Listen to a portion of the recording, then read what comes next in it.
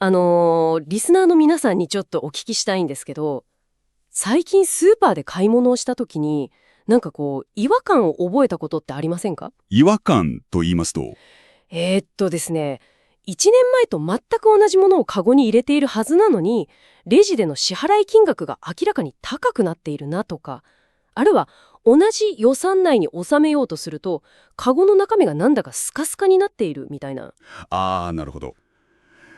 家計簿を細かくつけていなくてもですね、肌感覚として何かがおかしいと気づいている方は非常に多いはずです。ですよね。私たちはそれを単なる、物価高という言葉で片付けてしまいがちなんですが、実はその裏にはですね、非常にシビアで明確なメカニズムが存在しているんですよ。というわけで、今回のディープダイブではですね、その違和感の正体に徹底的に迫っていきたいと思います。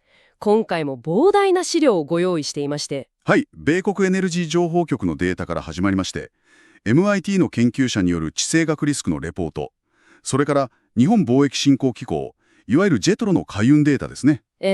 あとは家計への影響を試算した経済モデルなんかもあります。今日はこれらのソースを読み解いていくわけですが、最初にちょっとお断りしておきたいことがあります。そうですね。今回扱うテーマには国際的な対立なんかも含まれますが、私たちは特定の国や政治的立場を支持したり批判したりするわけではありません。はい。あくまでデータと歴史的事実に基づいてですね、今これを聞いているあなたの生活にどんな影響があるのかという客観的な視点だけで徹底考察していくことを約束します。それが一番重要ですからね。で、早速資料を突き合わせていくと、ある一つの冷徹な事実が浮かび上がってくるんですよね。私たちの日常のガソリン代とか電気代、毎日の食料品の値上がりがですね、はい。すべて遠く離れた中東の幅わずか 48km の海の通り道に直結しているという。ホルムズ海峡ですね。はい、ホルムズ海峡です。今日のミッションはですね、この遠い海峡の動きがいかにしてあなたの家の家計の月額負担を引き上げるのか、その見えない構造を解剖することです。そしてデータが示す今日からできる家計防衛のアクションを見つけることですね。そうなんです。で、まずはこのホルムズ海峡のスケール感から見ていきたいんですけど、一番狭い部分で幅48キロって東京から名古屋間くらいの距離ですよね。海峡としては驚くほど狭くないですか？そうなんですよ。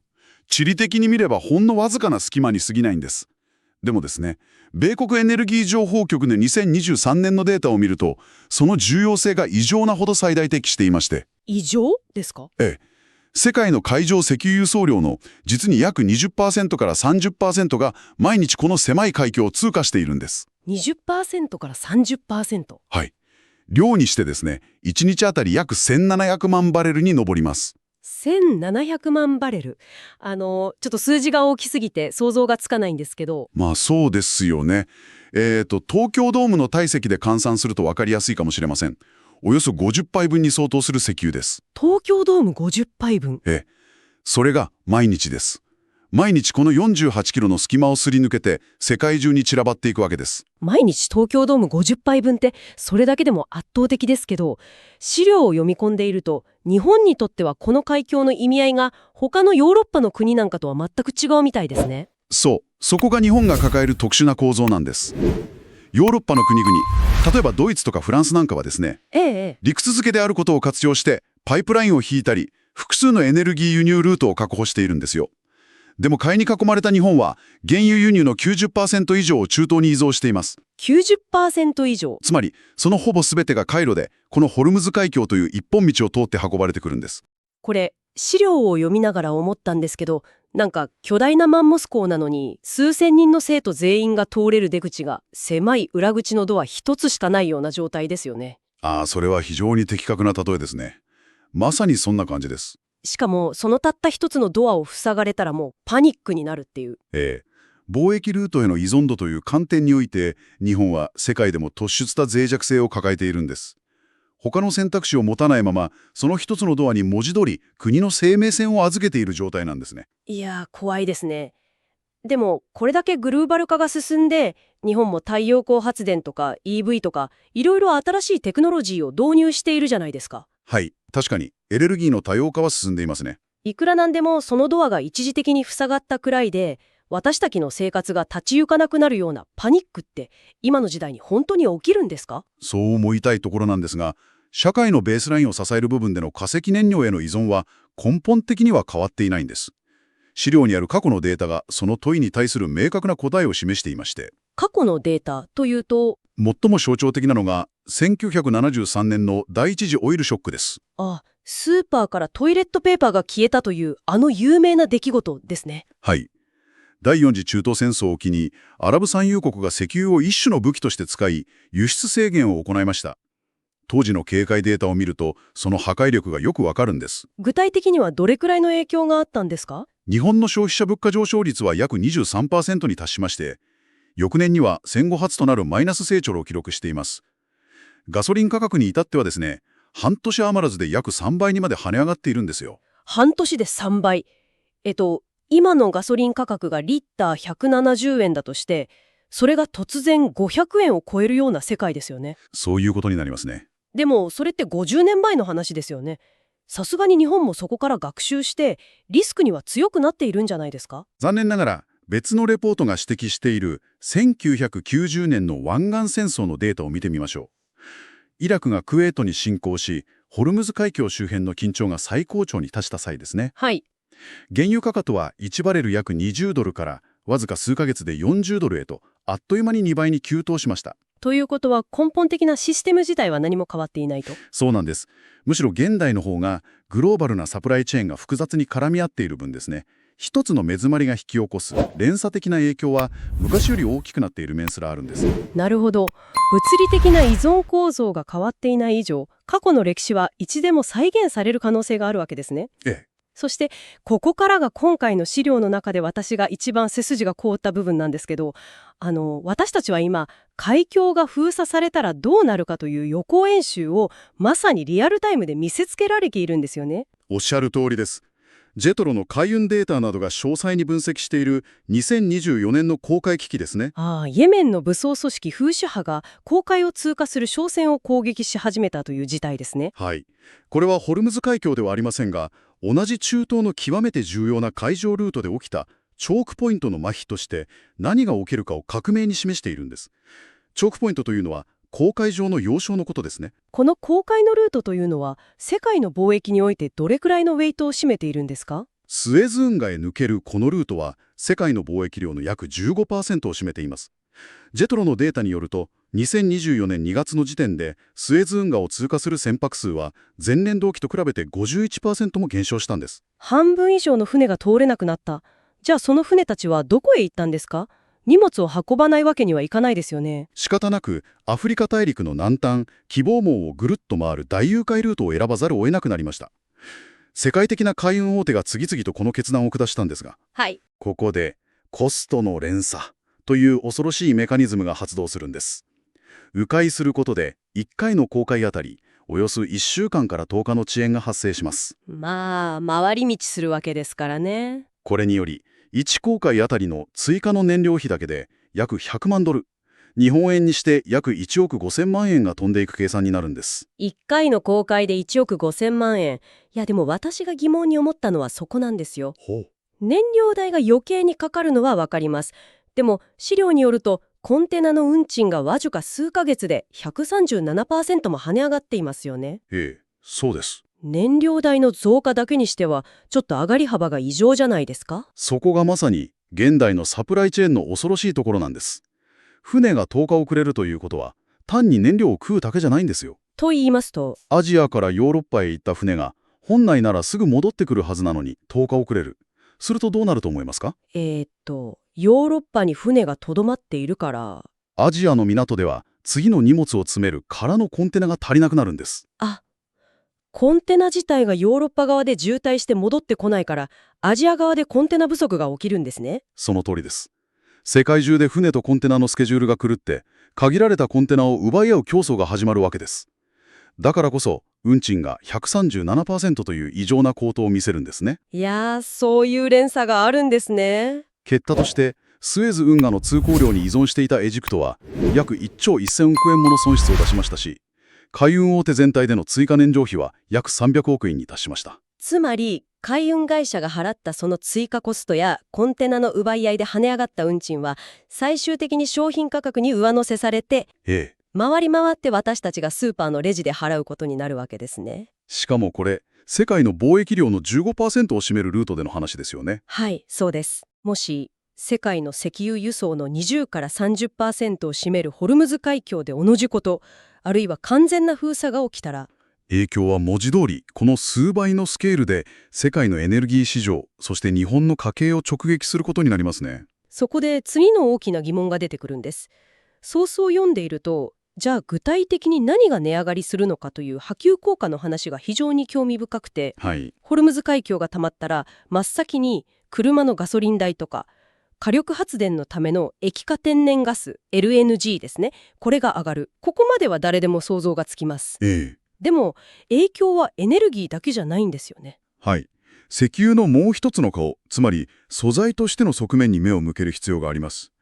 原油からはエチレンやプロピレンといった石油化学製品の原料が作られるんですが、ふむふむ。これらはですね、スーパーでお肉が乗っている食品トレー、ペットボトル、洗剤の容器、さらには衣類のポリエステルなど、ありとあらゆるものの材料なんです。ということは、中身のお肉や洗剤そのものの値段が変わらなくても、それを包んでいるパッケージの製造コストが跳ね上がるから。ええ。結果として商品の価格全体が上がってしまいと。まさにその通りです。しかもそれだけではありません。最も深刻な波及効果は食料そのものに現れます。農業に石油が関係しているんですか？トラクターの燃料とかですか？もちろん燃料もそうなんですが、より直接的なのは肥料です。現代農業を支えている化学肥料、その中核となるアンモニアはですね、はい。実は天然ガスや石油などの化石燃料を原料として、膨大な熱と圧力をかけて空気中の窒素と結びつけることで作られているんです。そうやって作られてるんですか？つまり、エネルギー価格が高騰すれば、肥料の値段が自動的に上がって、小麦やトウモロコシといった農作物の生産コストを直撃するメカニズムになっているんですよ。なるほど。私たちは石油と聞くと車を動かす黒い液体しか想像しませんでしたけど、ええ。実際にはスーパーの包装材から私たちが毎日食べるパンを作るための肥料まで、なんかもう私たちの生活そのものが石油を食べて石油を着てるような状態なんですね。非常に本質をついた表現ですね。実際2024年の危機の際にもその脆弱性が露呈しまして、ドイツの化学大手ゲッケムが輸送の遅延による原料不足で洗剤などの生産を削減せざるを得なくなりました。洗剤が作れなくなった。ええ。また、ボルボカーやテスラといった自動車メーカーも部品の供給網が途絶えたことでヨーロッパの工場を一時停止しています。車の生産も止まったんですね。これは単に企業が損をするという話ではなくてですね、物が作れなくなることで供給が減り、価格が上がり、さらには工場で働く人々の雇用や賃金にも波及していくという負の連鎖を意味しているんです。経済の血液そのものがドロドロに滞ってしまうわけですね。そういうことです。さて、ここまではマクロな視点から恐ろしい連鎖のメカニズムを見てきましたけど、リスナーの皆さんが一番気になっているのは、じゃあ私の財布から毎月いくらなくなるのということだと思うんですよ。気になりますよね。なので、資料にある家計のシミュレーションモデルを使って少し生々しい計算をしてみたいと思います。はい。もしホルムズ海峡で危機が起き、原油価格が今の水準から 50% 上昇したと仮定します。一般的な4人家族の家計にはどんな請求書が届くことになりますか？まず最もわかりやすいガソリン代ですね。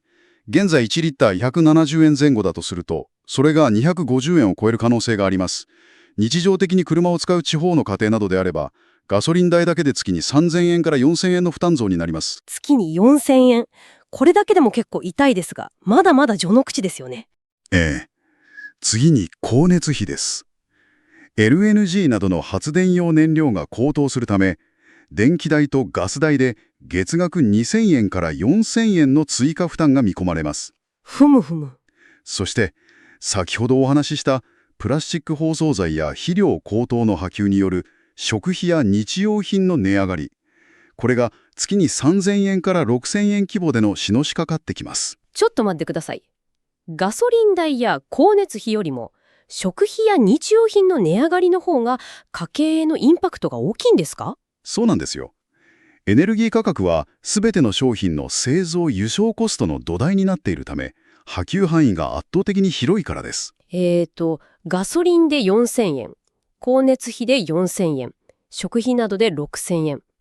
これ合計すると軽く月額1万4000円くらいの負担増になりますよ。そうなりますね。年間で見たら15万円以上。もしこの高止まりが10年続けば150万円以上の余計な出費です。冒頭で話したカゴの中身が減っているという違和感は、何かが起きた時にはこの規模の負担増となって毎月の家計を直接殴りつけてくるわけですね。ただですね、専門家の間でもこの最悪のシナリオが実際に起きるかどうかについては意見が分かれているんです。あ、そうなんですか。今回参照しているレポートの中でもマサチューセッツ工科大学 MIT の研究者などは、ホルムズ海峡の封鎖リスクは過去25年で最も高い水準にあると警鐘を鳴らしています。はい。一方で国際的な安全保障の研究者の中には、全面的な封鎖は産油国自身にとっても経済的ダメージが大きすぎるため、現実的な選択肢ではないと分析する声もあるんです。なるほど。起きるか起きないか専門家でも予測が真二つに割れているんですね。だとしたら私たちはどう受け止めればいいんでしょうか。これらのレポートが共通して提示している結論はですね、起きるかどうかを予測することに意味はないということです。というと、重要なのは、起きた時のメカニズムと影響の大きさを知り、あらかじめ備えておくこと、これにつきます。確かに地震と同じで、いつ来るかを当てるより来た時に家計が持ちこたえられる構造を作っておくことが大事ですよね。おっしゃる通りです。ということでリスナーの皆さん、このディープダイブのソースが導き出している今日からできる家計防衛のための3つのアクションプランを整理してみましょう。まず1つ目のアクションは光熱費の固定費見直しです。具体的には電力会社のプランを再検討したり、古い家電を省エネル家電に買い替えるといった投資ですね。電気代が上がるならそもそも電気を使わない体質にしておこうと、なんか基礎代謝を下げておくようなイメージですね。その通りです。エネルギー価格が高騰した際、消費電力が少ない家庭ほどダメージの絶対量を抑えることができますから。そして2つ目が実物資産の保有検討です。実物資産。はい。現金だけでなく金、いわゆるゴールドですね。それから外貨など性質の異なる資産を分散して持っておくことが推奨されています。投資の話になると少しハードルを感じる人もいると思うんですが、なぜエネルギー危機に対して外貨や金が防衛策になるんですか？そのメカニズムを教えてもらえますか？はい。日本はエネルギーのほぼ全てを輸入に頼っていますよね。先ほどおっしゃってましたね。もし原油価格が高騰すると、日本は海外から高いエネルギーを買うために、より多くの円を売って外貨を支払わなければならなくなります。なるほど。つまり、エネルギー危機は構造的に円安を引き起こし、円の価値を下げる圧力が強く働くんです。だからこそ、円とは逆の動きをしやすい外貨や、インフレに強い実物資産である金を持っておくことが、家計全体の価値を守るクッションになるわけです。なるほど。リスクのシーソーが傾いたとき、反対側に重りを置いておけば全体がひっくり返らないという論理的なヘッジなんですね。まさにそういうことです。では最後のアクションは？3つ目は、定点観測する習慣です。中東情勢、エネルギー価格の推移、そして為替の動向、これらを日々のニュースで少し意識して見続けることですね。情報を追うということですね。はい。世界で何が起きているかという情報をアップデートし続けることが、いざという時に慌てずに行動できる最大の武器になります。光熱費の見直し、資産の分散、そして情報の定点観測。どれも今日から始められることばかりですね。そうですね。過去の歴史を振り返ると、危機というのはただ恐れ耐え忍ぶだけのものではありませんでした。というと1973年のオイルショックの後、日本の企業はどう対応したか。レポートによれば、トヨタや当時の松下電器、現在のパナソニックなどはですね、はい、この危機を契機として徹底的な省エネ化やポスト構造の見直しに全力で取り組みました。ただコスト高に苦しんだだけでなく、その痛みをバネにして体質改善を図ったと。その血の滲むような努力が、その後の日本の製造業が世界市場で圧倒的な競争力を持つ根幹を作ったんです。危機を変革のきっかけに変えることができた組織だけが次の時代をリードしました。それは企業の話にとどまらず、私たち個人の家計やライフスタイルにも全く同じことが言えますね。本当にそうだと思います。有名な投資家オーレン・バフェットの言葉に、リスクとは自分が何をしているか理解していない時に生じるものだというものがあります。はい。今日膨大なソースを紐解いて、ホルムズ海峡と毎日の食卓がどうつながっているのか、その見えないメカニズムを理解したあなたはですね、すでに無知という最大のリスクを回避しているわけです。なぜ物の値段が上がるのか、その理由を知っているというだけでパニックにならずに冷静な選択ができるはずですからね。最後にリスナーのあなたに一つ問いかけて終わりにしたいと思います。歴史を見ればエネルギーの危機は常に新しいテクノロジーへの導入や古い社会の仕組みのアップデートを強制的に加速させてきました。もし数年以内に今日お話ししたような毎月1万円以上のコスト増が現実のものとなるとしたら、あなたの家庭のライフスタイルの中で今日からどんなイノベーションを起こせるでしょうか。どこを削るかではなく、どう賢く変えるか。それを見つけるプロセスこそが未来の安心につながりますね。次にスーパーへ買い物に行った時、ふとパッケージの裏側や値札を見て今日の話を思い出してみてください。カゴの中に対するあの違和感はもうただの不安ではなくて、あなたが次の一歩を踏み出すための強力なシグナルに変わっているはずです。今日もお付き合いいただきありがとうございました。ありがとうございました。